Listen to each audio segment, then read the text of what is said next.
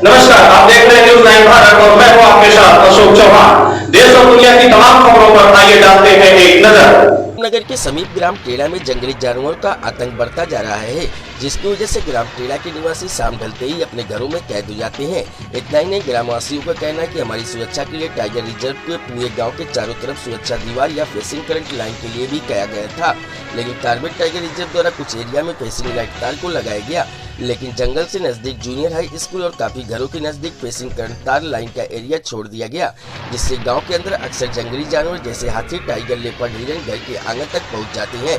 कुछ ग्रामीणों ने बताया कि अभी कुछ दिन पूर्व हाथियों के द्वारा हमारी सारी फसल पूरी तरह से बर्बाद कर दिया गया। प्रशासन को कई बार मौखिक एवं लिखित रूप से ग्रामवासियों के द्वारा सुरक्षा दीवार की गुहार लगा चुके हैं, लेकिन प्रशासन द्वारा अभी तक कोई ठोस कदम नहीं उठाया गया। शायद प्रशासन किसी बड़ी अनहोनी का इंतजार कर रहा है।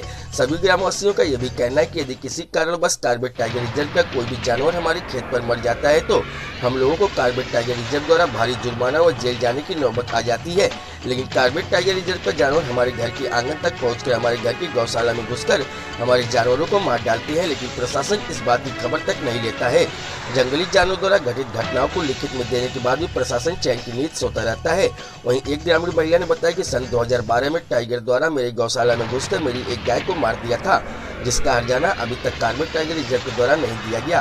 कार्बेट टाइगर रिजर्व द्वारा कागजों की मात्र खाना पूर्ति की जा रही है, मुआवजे के नाम पर कोई भी धनराशि आज तक गाय के मालिक को नहीं मिली है। ऐसे में कहीं न कहीं प्रशासन की लापरवाही का नतीजा इन ग्रामीणों को भुगतना पड़ता है। वहीं ग्रामीणों का कहना है कि यदि प्रशासन ने इन जानवरों की रोकथाम के लिए कोई पुख्ता इंतजाम नहीं किया तो ग्रामवासियों द्वारा एक उग्र आंदोलन किया जाएगा, जिसकी सारी जिम्मेदारी शासन एवं प्रशासन की होगी। वीरेंद्र रावत की रिपोर्ट। जो ग्रामीणों ने जैसे बताया हमें कि बहुत दहशत भरी जिंदगी जी रहे हैं, जंगली जानवरों से बहुत परेशान हैं। सर क्या कहना है आपका इसके बारे में?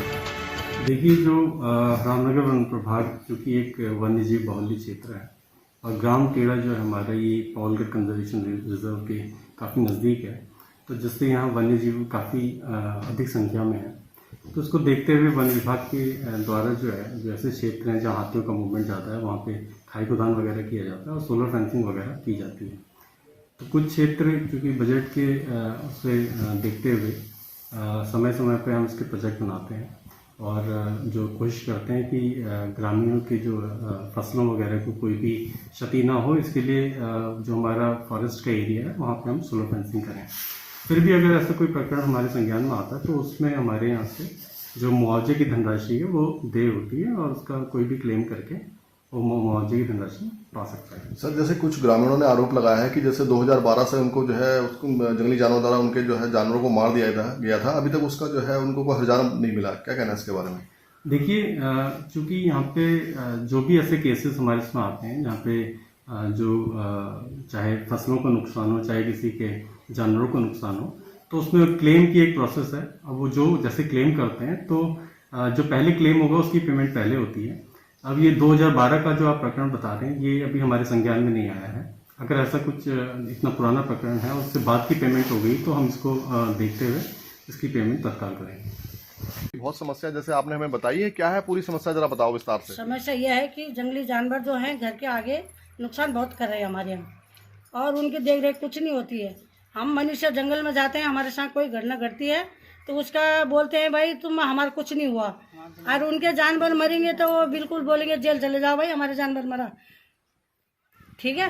और पर के साल 2-3 साल पहले की बात है, कोई गांव में वहाँ लेटी में एक बुढ़ा था बहुत 80 साल का, उसने अपने खेत में गेहूँ में वो लगाई थी, तार लगाई थी, कहा कि नुकसान हो रहा है, उसमें झटका लगा हाथी पे, उन्होंने बुढ़िया का अभी तक भी जेल में रखा है वो बुढ़ा।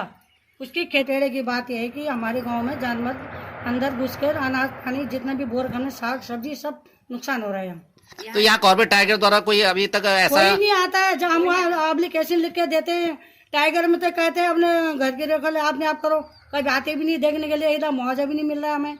हाथी घर में नुकसान कर रहा है, घर के अंदर खड़ा है घर के आगे, जब यहाँ से एप्लीकेशन लिख के जाओ तो देते नहीं हो कुछ, कहाँ दे रहे हो हमें, पीछे पीछे करते हैं कि आप देंगे नहीं दे रहे हैं।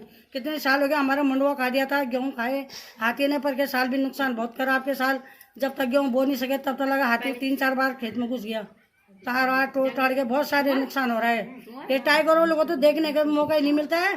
पैसा मिल रहा है इनको, सरकारी वेतन, उनको क्या चाहिए? हम तो गरीब आदमी है भैया, हमने तो खेती कमा के खाना है। नहीं मत लाओ हमारे जंगल से घास भी मत लाओ, हमारा जंगल है ये। अच्छा हाँ, उनका जानवर हमारे घर में घुस के अनाज पानी का बर्बाद कर रहा है, उसका कुछ नहीं हो रहा है। हम क्या खाएंगे भाई? उनके पास तो सरकारी नौकरी है, वो तो खाएंगे बैठ बैठ के। उनके पास कुछ थोड़ी है, मौका ही नहीं है किसान को देखने का कि इनका क्या क्या हो रहा है यहाँ नुकसान। इतने सारे नुकसान कर रहे हैं घर के अंदर।